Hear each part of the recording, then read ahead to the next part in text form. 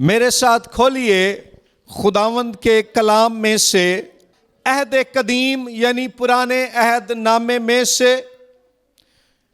यशाया नबी का सहीफा बाब नंबर 11 आयत नंबर 1 ता आयत नंबर 10। यशाया 11:1 ता 10 में यूं लिखा है, हमारे खुदावंद यीशु मसीह के बारे में पेश गोई की गई है। बड़े दिन क्रिसमस के बारे में, खुदावंद यीशु मसीह की आमद के बारे में 700 साल पहले खुदा यशाया के वसीले से एक वादा कर रहा है। लिखा है, और यस्सी के तने से एक कोम्पल निकलेगी और उसकी जड़ों से एक बार आवर शाख पैदा होगी और खुदावंद की रूह उस पर ठहरेगी। हिकमत और खिरद की रूह, मसलहत और कुदरत की रूह, मार्फत और खुदावंद के खौफ की रूह, और उसकी शादमानी खुदावंद के खौफ में होगी। और वो ना अपनी आंखों के देखने के मुताबिक इंसाफ करेगा और ना अपने कानों के सुनने के मुवाफिक फैसला करेगा, बल्कि वो रास्ती से मस्कीनों का इंसाफ करेगा और अदल से जमीन के खाकसारों का फैसला करेगा। और वो अपनी जुबान के असा से जमीन को मारेगा और अपने लबों के दम से शरीरों को फना कर डालेगा। उसकी कमर का पटका रास्तबाजी होगी और उसके पहलू पर वफादारी का पटका होगा। पस भेड़िया बर्रे के साथ रहेगा और चीता बकरी के बच्चे के साथ बैठेगा, और बछड़ा और शेर बच्चा और पला हुआ बैल मिलजुल कर रहेंगे, और नन्हा बच्चा उनकी पेश रवी करेगा।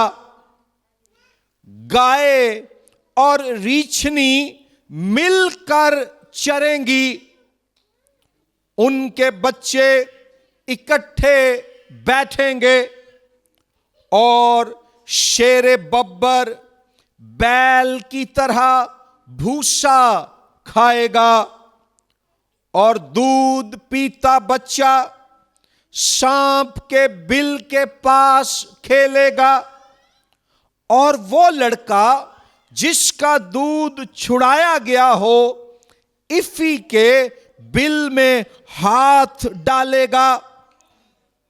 वो मेरे तमाम कोहे मुकद्दस पर ना जरर पहुंचाएंगे ना हलाक करेंगे, क्योंकि जिस तरह समुंदर पानी से भरा है उसी तरह जमीन खुदावंद के इरफान से मामूर होगी। और उस वक्त यूं होगा कि लोग यस्सी की उस जड़ के तालिब होंगे जो लोगों के लिए एक निशान है, और उसकी आरामगाह जलाली होगी। आमीन। एक और हवाला अहद जदीद यानी नए अहद नामे में से मेरे साथ निकालें। मत्ती रसूल की मार्फत लिखी गई इंजील बाब नंबर 2 आयत नंबर 1 और 2 यूं लिखा है, जब यीशु हेरोदीस बादशाह के जमाने में यहूदिया के बैतलहम में पैदा हुआ, तो देखो कई मजूसी पूरब से यरूशलेम में ये कहते हुए आए कि यहूदियों का बादशाह जो पैदा हुआ है वो कहां है, क्योंकि पूरब में उसका सितारा देखकर हम उसे सिजदा करने आए हैं। तीसरा हवाला निकालें, रसूलों के अमाल की किताब बाब नंबर 13 और आयत नंबर 22 ता आयत नंबर 23। अमाल 13, 22, 23 में यूं लिखा है, फिर उसे माजूल करके दाऊद को उनका बादशाह बनाया, जिसकी बाबत उसने ये गवाही दी कि मुझे एक शख्स यस्सी का बेटा दाऊद मेरे दिल के मुआफिक मिल गया। हालेलुया। वही मेरी तमाम मर्जी को पूरा करेगा। उसी की नस्ल में से खुदा ने अपने वादे के मुवाफिक इस्राएल के पास एक मुनज्जी यानी यस्सु को भेज दिया। आमीन। मेरे भाइयों और बहनों, ये 3 हवाला जात जो मैंने आपके सामने पढ़े हैं, ये यस्सी के बेटे दाऊद बादशाह की नस्ल से आने वाले एक अज़लियो अबदी बादशाह हमारे खुदावंद यस्सु मसीह के बारे में है। यशाया की किताब जब लिखी गई तो 700 साल कबल यस्सु मसीह की पैदाइश से उस जमाने में मुल्क इस्राएल के इर्द गिर्द उस दौर की सुपर पावर, ग्लोबल एम्पायर, आलमी सल्तनत, बैनुल अक़वामी बादशाहत, असूरी सल्तनत की फौजों ने घेरा डाला हुआ था। खुदा के लोग, इस्राएली लोग, उनका मुल्क असूरी सल्तनत की फौजों के घेरे में था और उन्हें खतरा यह था कि असूरी लोग उनसे इक़्तिदार छीनकर उनके मुल्क पर हमला करके, कत्लो गारत करके, खून रेजी करके काबिज हो जाएंगे। और इस्राएल की शुमाली सल्तनत में, जिसका दारुल हुकूमत सामरिया था और जिसमें इस्राएल के 10 कबीले थे, ऐसा ही हुआ। असूरियों ने शुमाली सल्तनत पर हमला किया, उसकी ईंट से ईंट बजा दी। दारुल हुकूमत सामरिया को उन्होंने पामाल किया। यहूदी लोगों को वो असीर बनाकर ले गए और इस्राएल के 10 कबीले, उनकी शुमाली सल्तनत तबाहो बर्बाद हो गई। और आज तक 2700 साल गुजर गए हैं। इस्राएल के इन 10 कबीलों की कोई खबर नहीं कि ये दुनिया में कहां कहां तितर बितर होकर गायब हो गए। जब इस्राएली लोग मायूसी में है, खौफ में है, तो खुदावंद खुदा उन्हें एक वादा देता है कि ऐ मेरे लोगों, ऐ मेरी कौम, हिम्मत ना हारो, उम्मीद का दामन मत छोड़ो। यसी के बेटे दाऊद की नस्ल से एक बादशाह, एक ममसू बादशाह, एक मसीहा आएगा जो मेरी तरफ से तुम्हारे दरमियान खोई हुई बादशाही को फिर से बहाल कर देगा।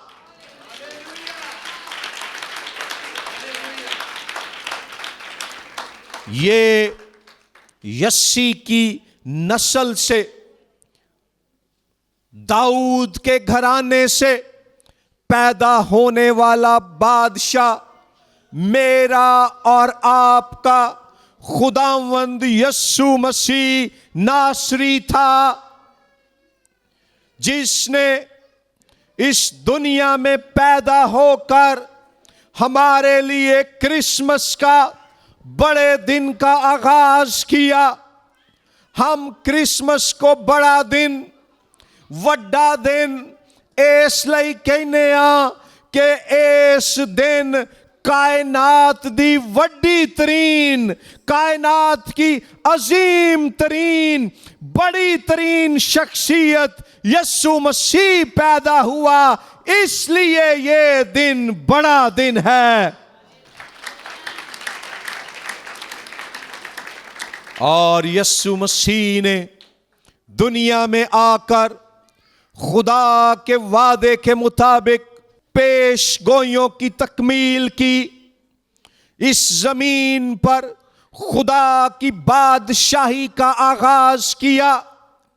अपनी पहली आमद में शैतान, गुनाह और मौत पर फतह पाकर यस्सु मसीह ने इस जमीन पर खुदा की बादशाही का आगाज कर दिया है। ते अपनी दूजी आमद च जिदों ओ वापिस आएगा ते ओ खुदा दी बादशाही दे काम नू मुकम्मल करेगा और नवा आसमान, नवी जमीन होएगी और इस पूरी कायनात च साडे खुदावंद यस्सु मसीह दी बादशाही पूरे तौर ते कायम होएगी। ते असी ओदे नाल मिल के बादशाही भी करांगे ते अदालत दा काम भी करांगे। मेरे लिए नहीं, खुदावंद यस्सु मसीह लई जे तालियां वजानियां ने ते झक के नहीं, खुल के।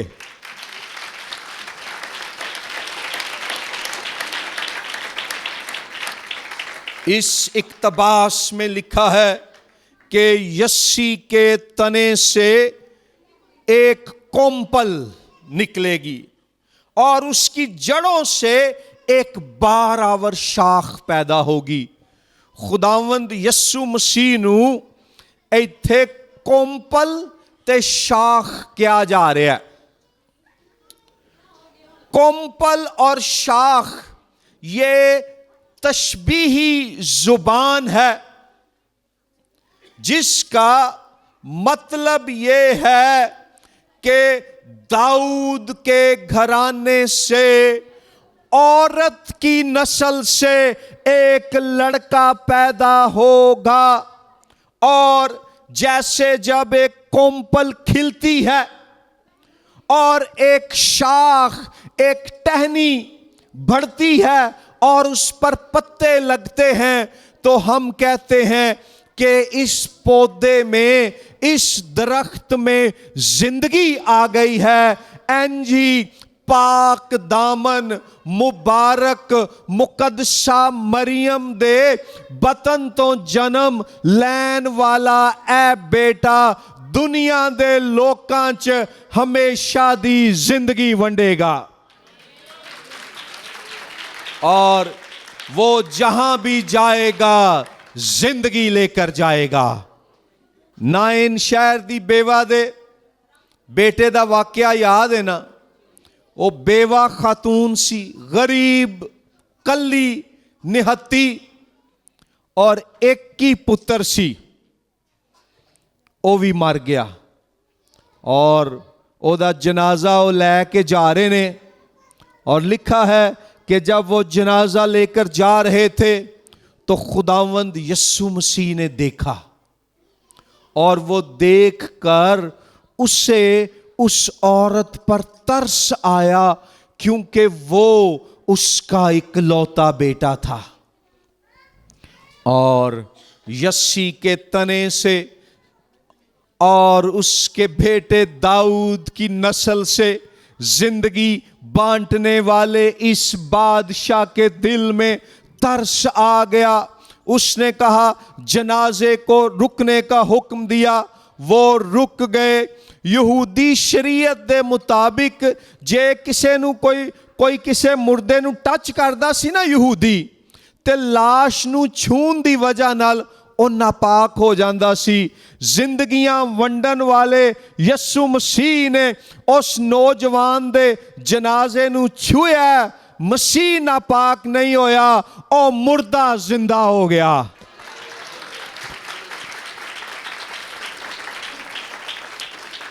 कोम्पल और शाख जिंदगी की अलामत है।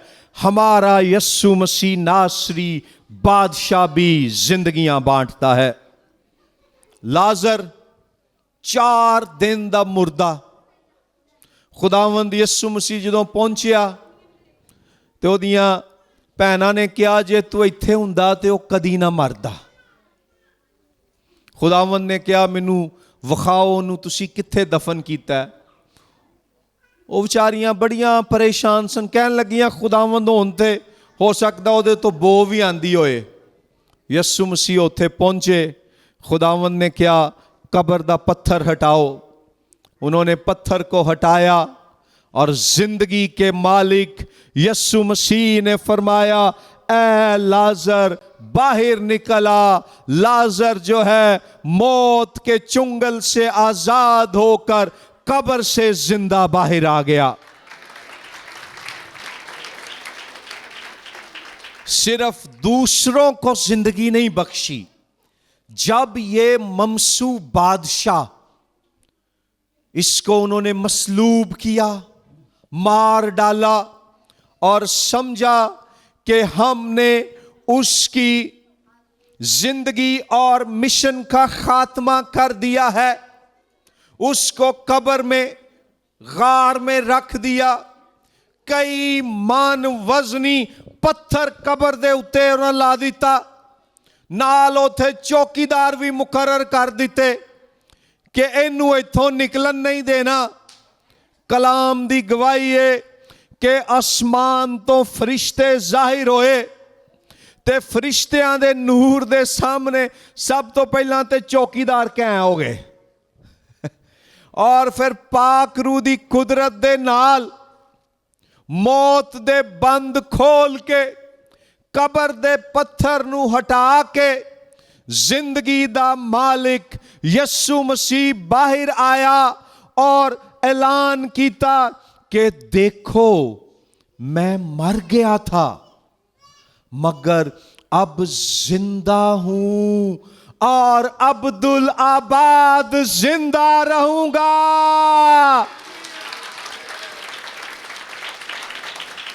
वो तो बेदाग था, बेगुनाह था, वो क्यों मरा और क्यों जिंदा हुआ?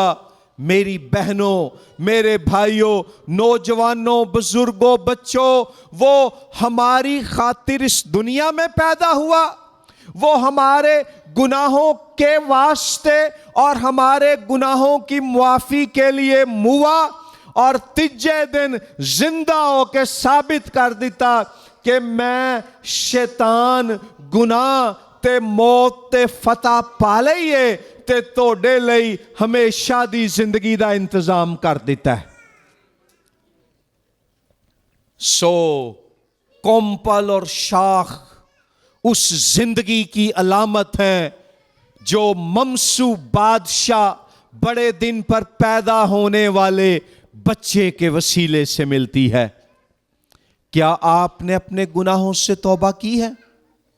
खुदावंद यीशु मसीह पर ईमान लाकर हमेशा की जिंदगी पाली है? और फिर आगे आयत नंबर 2 और 3 में पैदा होने वाले इस बादशाह के बारे में 7 बातें बयान की गई हैं। नंबर 1, खुदावंद की रूह उस पर ठहरेगी। नंबर 2, वो हिकमत की रूह होगी। नंबर 3, वो खिरद की रूह होगी। नंबर 4, वो मसलहत यानी मशवरत की रूह होगी। नंबर 5, वो कुदरत की रूह होगी यानी कुव्वत वाली रूह। नंबर 6, वो मार्फत यानी खुदा के इल्म की रूह होगी। और नंबर 7 है खुदावंद के खौफ की रूह होगी। नुक्ता यह है कि ये बादशाह जो पैदा होगा ये खुदा के कामिल और पाक रूह से मसा शुदा होगा। 7 का अदद बाइबल मुकद्दस में कामलियत का अदद है। सो ये 7 बातें खुदावंद की रूह, हिकमत की रूह, खिरद की रूह, मसलहत की रूह, कुदरत की रूह, मार्फत की रूह और खुदावंद के खौफ की रूह, ये हमारे खुदावंद यीशु मसीह बादशाह के कामिल किरदार को जाहिर करती हैं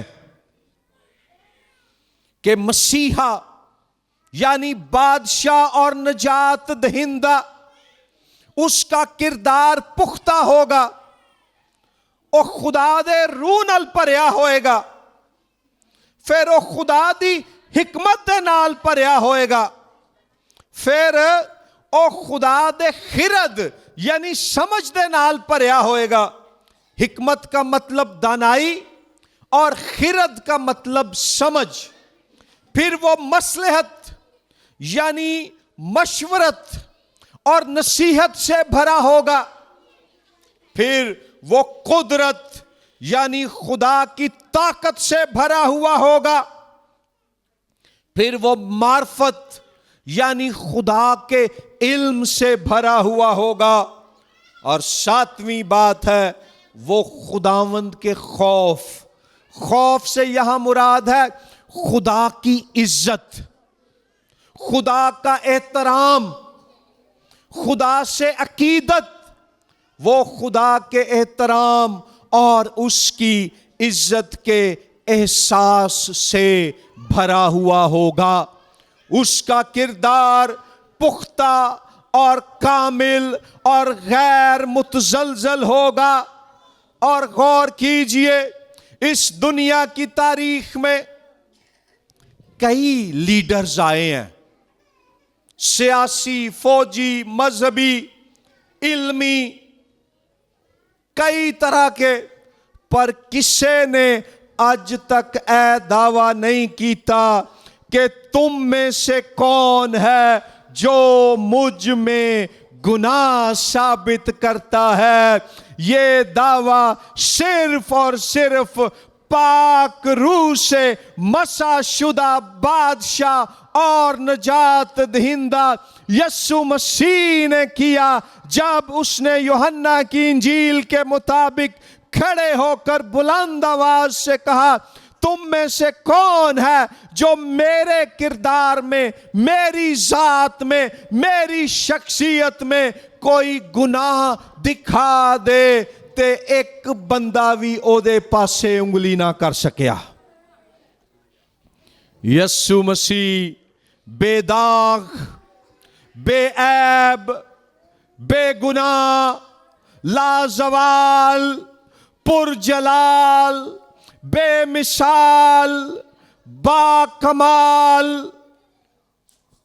और कायनात की मुकद्दस तरीन हस्ती है और ये हस्ती हमारा बादशाह है जेड़ा तोनू बचान लई वड्डे दिन ते एक छोटे जे बच्चे दी सूरत च इस दुनिया च पैदा होया।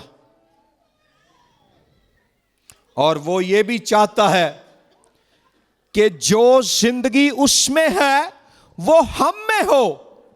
और ये 7 बातें जो उसके बारे में है कि खुदा का रूह उस पर था, खुदा की हिकमत उसमें थी, खुदा की खिरद यानी समझ उसमें थी, खुदा की मसलहत यानी मशवरत और नसीहत उसमें थी, कुदरत यानी कुव्वत उसमें थी, मार्फत यानी इल्म उसमें था, खौफ यानी खुदा की इज्जत उसमें थी। यस्सु मसीह चाहता है कि ऐस वड्डे दिन ते ये 7 खूबियां तोड़े किरदार च भी होन। लेकिन कैसे खुदा का रूह आप पर ठहरेगा, कैसे उसकी दानाई, उसकी समझ, उसकी मशवरत, उसकी ताकत, उसका इल्म और उसकी इज्जत आपके बातिन में परवान चढ़ेगी जब आप उस पाक रूह के भूखे और प्यासे होंगे जिस पाक रूह की कुदरत से यस्सु मसीह मुकद्दसा मरियम के पेट में पड़ा और पैदा हुआ। जिस पाक रूह ने यस्सु मसीह को कुंवारी मरियम के वसीले से मौजज़ाना तौर पर पैदा किया, वही पाक रूह आज गुनाहगार इंसान को मौजज़ाना तौर पर, रूहानी तौर पर नए सिरे से पैदा करना चाहता है। अगर आपने गुनाहों से तौबा नहीं की, मसीह यस्सु पर ईमान नहीं लाए, तो आज ये फैसला कर लें। और अगर आप पहले से ईमानदार हैं तो इस क्रिसमस सीजन में यशाया 11वें बाब की इस दूसरी आयत को अपनी दुआ बना लें और हर रोज खुदावन से कहें कि ऐ खुदा, ऐस वड्डे दिन ते तू मैनू अपने रूह, अपनी हिकमत, अपनी खिरद, अपनी मसलहत, अपनी कुदरत, अपनी मार्फत ते अपने खौफ नाल मामूर कर दे। पुछियां तालियां नहीं, जे तालियां ते फिर खुदावंद लई खोल के।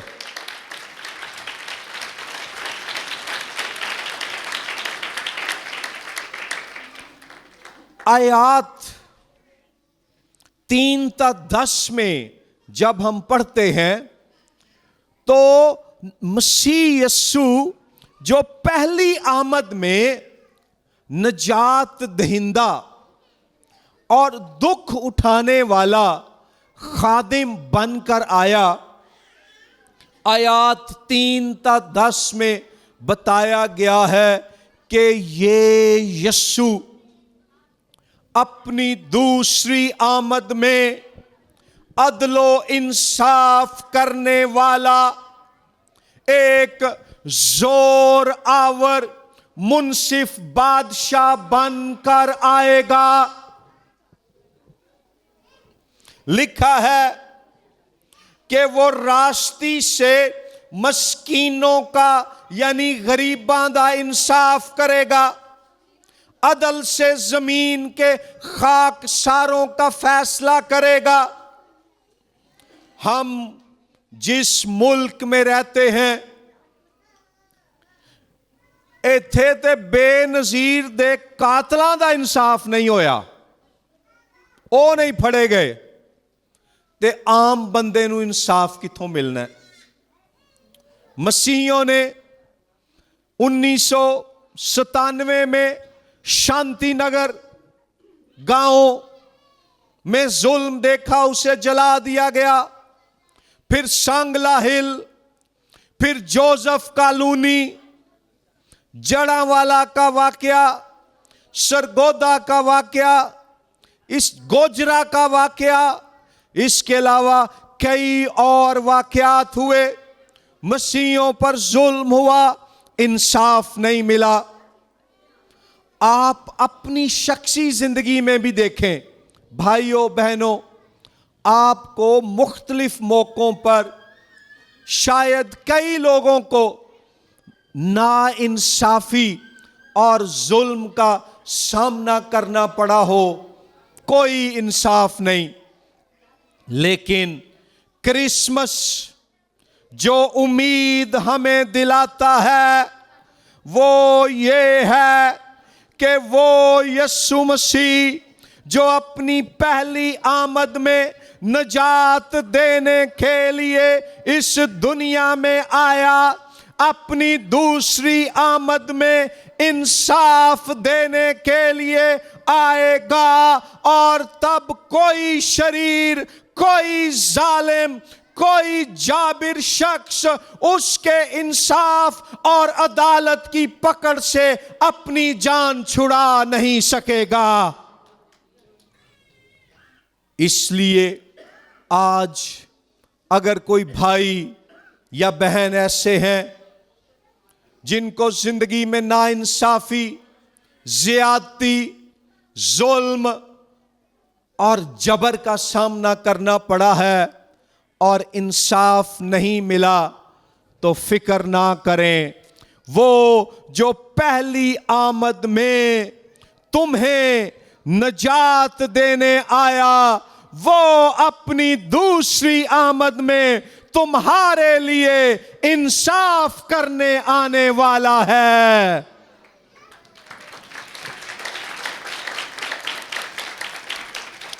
और याद रखें, इंसाफ के बगैर जिंदगियां, खानदान और मुआशरे बर्बाद हो जाते हैं। एक कहानी है कि एक तोता ते तोती एक वीरान आबादी चों गुजर रहे सन, ते तोती ने तोते नू कहा, ए बस्ती वीरान क्यों हुई है? तोते ने कहा, लगदा इत्थों किसे उल्लू दा गुजर होया है। उल्लू कोल ही बैठा सी, उन्हें गल सुन लई। उन्हें बड़े प्यार नाल उस तोते ते तोती नू कहा, लगदा है तुसी मुसाफर हो, तुसी मेरे घर आओ ते खाना खाओ। ओ दे घर चले गए, उन्हें उन्होंने बड़ा अच्छा खाना शाना खवाया।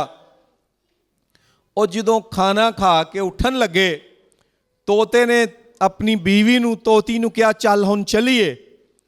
ते उल्लू ने कहा, ओ भाई इनू कित्थे लैके जाण डे हैं, इन्हें इत्थे ही रहना है। तोता एकदम परेशान हो गया।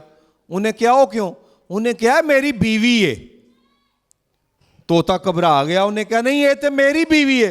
उल्लू ने कहा, नहीं ये मेरी बीवी है, इन्हें इत्थे ही रहना। उन्हां दी आपस च बहस हो गई। उल्लू ने उन्होंने कहा, चलो इंज करने आ, इस बस्ती दे जज कोलों फैसला करा लेने आ। वो जज को चले गए। तोते ने उत्थे बड़ा जोर लाया कि जी ये तोती है, मेरी बीवी है, असी इत्थों गुजर रहे सां ते असी दे घर खाना खान गए ते उन्हें मेरी बीवी दा मालक होने दा दावा करदा है। उल्लू ने अपने दलाइल दिते। जज ने उल्लू दे हक च फैसला कर दिता कि ए तोती एदी बीवी है। वो तोते दा मुंह लटक गया, बेचारा परेशान। नाल उन्हें जज ने हुक्म दिता, हुण तू इस बस्ती चों बेदखल हो जा। ओ जदों जज कोलों निकल के जान लगे ते तोता बेचारा अपना सिर थले करके अपनी राह पैन लगा। ते उल्लू ने उन्होंने कहा, रुक जा, किथे चलना है, अपनी बीवी ते लै जा। तोते ने कहा, भाई हुणे मेरी बीवी नहीं, हुण ते तेरी बीवी है, जज ने भी तेरे ही हक च फैसला कर दिता है। उल्लू ने उन्होंने कहा, नहीं ये तेरी ही बीवी है, इनू लै जा। मैं सिर्फ तेनू ये दसना चाहना हाँ कि बस्तियां उल्लू वीरान नहीं करते, बस्तियां उदों वीरान हुंदियां ने जिदों उथों इंसाफ उठ जाता है। इस दुनिया में, इस मुल्क में ज्यादा इंसानों को इंसाफ नहीं मिलता, लेकिन खुदा का कलाम यशाया नबी के सहीफे का 11वां बाब हमें ये बता रहा है कि खुदा के पाक रूह से मसाशुदा बादशाह खुदावंद यस्सु मसीह वापिस आने वाला है और वो इस जमीन पर फिर से इंसाफ करेगा और गरीबों, मस्कीनों और मजलूमों को उनका हक अदा करेगा। फिर हम पढ़ते हैं आयत नंबर 6 से आयत नंबर 8 तक कि जब ममसू बादशाह आएगा तो वो इंसानों और हैवानों की फितरत बदल देगा। लिखिया जड़ा भेड़िया वे और बर्रे दे नाल, बकरे दे नाल, दुंबे दे नाल रवेगा। कभी आपने भेड़िए और बर्रे को इकट्ठा देखा? लिखा है कि चीता बकरी दे बच्चे दे नाल बैठ के खाए पिएगा।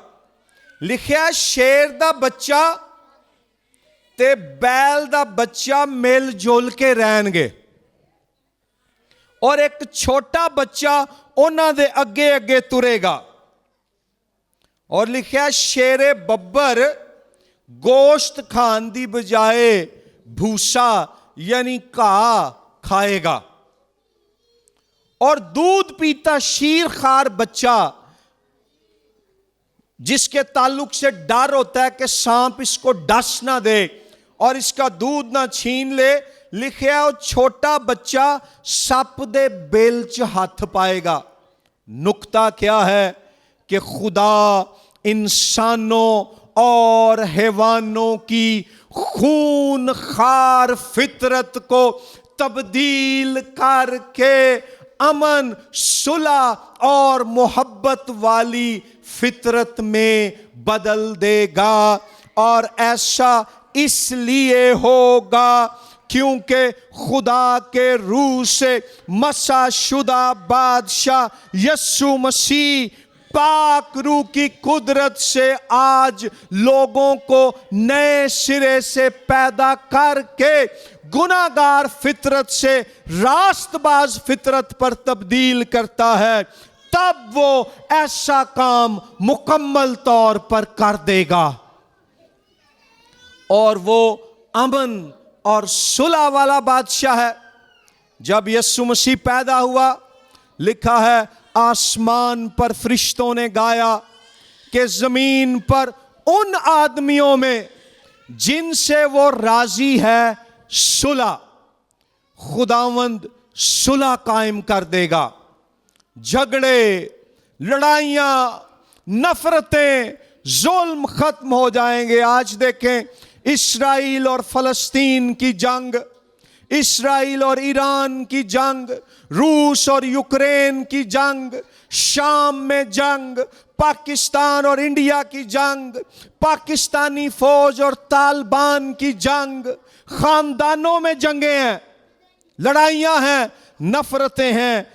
क्रिसमस पर पैदा होने वाला अमन का शहजादा नफरतों के पौधों को उखाड़ फेंकेगा और मोहब्बत के बीज बो देगा।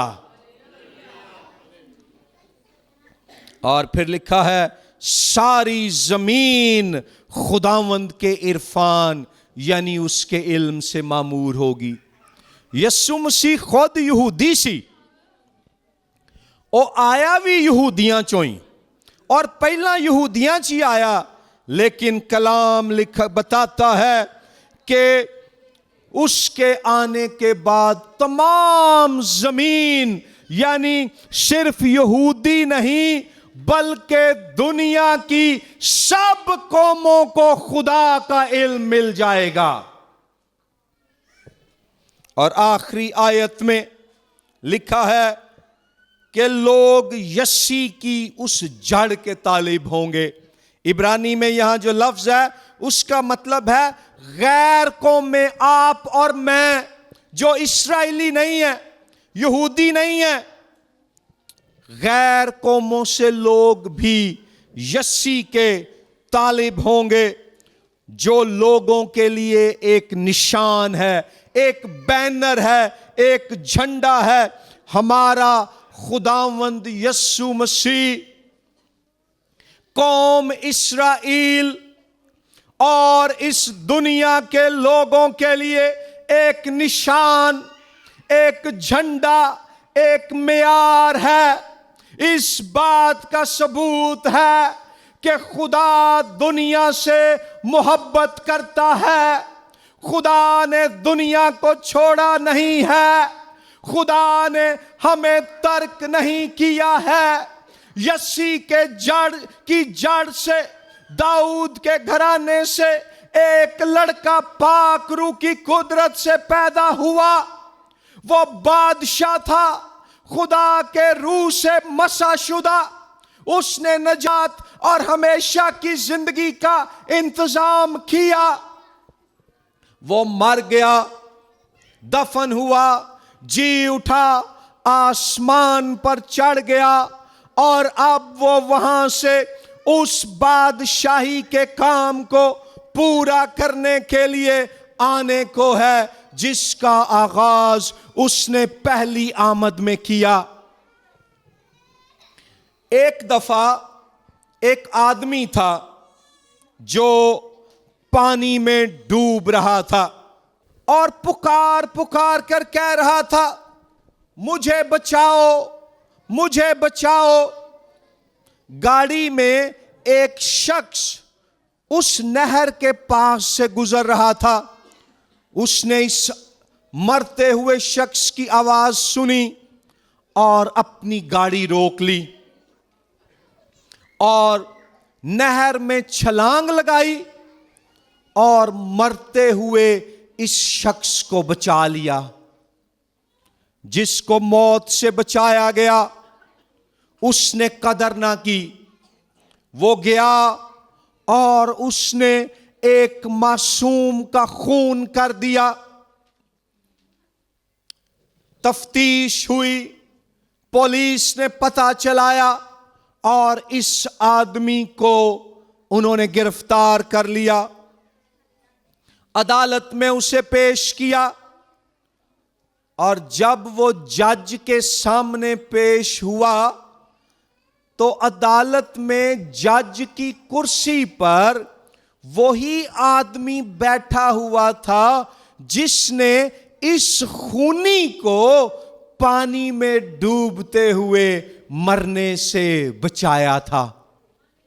उसने जब गवाहों के बयानात और पुलिस की तफ्तीश सुनी तो फैसला दिया कि ये कातिल मुजरिम साबित हुआ है, इसको मौत की सजा दी जाए। इस खूनी ने कहा, जज साहब जे अज तुसी मैनू मौत दी सजा देनी सी ते ओदन मैनू मरण तो क्यों बचाया सी। जज ने आगे से जवाब दिया, ए नाफरमान और बागी, उस दिन तू बेयारो मददगार और लाचार मर रहा था, मैं बचाने वाले नजात दहिंदा के तौर पर वहां जाहिर हुआ। आज तू एक मुजरिम के तौर पर है और मैं एक जज, काजी और मुंसिफ के तौर पर कुर्सी पर बैठा हूं। भाइयों और बहनों, अपनी पहली आमद में यस्सी की जड़ और दाऊद के घराने से आने वाला बादशाह यस्सु मसीह नजात दहिंदा के तौर पर आया और अपनी जान की कुर्बानी देकर हमें बचाने का इंतजाम किया। लेकिन अपनी दूसरी आमद में वो आदिल मुंसिफ के तौर पर आएगा और उन्हें जिन्होंने उसे कबूल किया हमेशा की जिंदगी बख्शेगा और जिन्होंने उसे रद्द किया हमेशा की सजा देगा। फैसला आपके हाथ में है कि तौबा करके ईमान लाकर हमेशा की जिंदगी पाना चाहते हैं या सरकश और नाफरमान होकर अबदी हलाकत का शिकार होना चाहते हैं। खुदावंद आप सबको आज के कलाम के वसीले से बरकत दे।